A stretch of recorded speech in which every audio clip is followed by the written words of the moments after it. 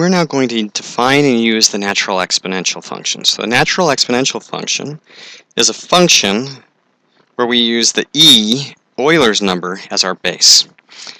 And so if this is what we have, remember that this is an irrational number. So when we want to evaluate this, and we're going to graph this as well, so we're going to choose x's. We're going to pick -2, -1, 0, 1, and 2. And we want f of x over on this side. In order to do this, we're going to need to grab our calculator. And so I'm going to start with a -2, which I'm going to raise to the e, to get 0.13533. 13533.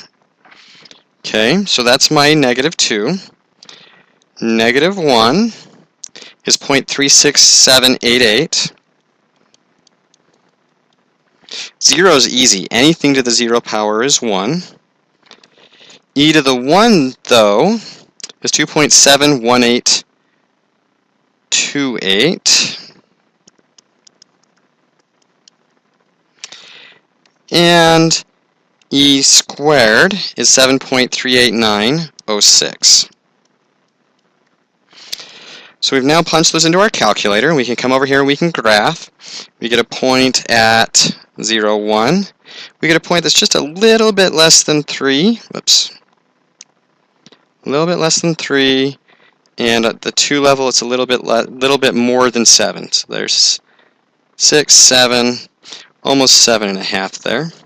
Here we're a little bit less than a third, and it gets even closer to the line very quickly. And so here is our graph of f of x equals e to the x. The other thing that we want to be able to do, so use your calculator to evaluate it and use those evaluations to graph it.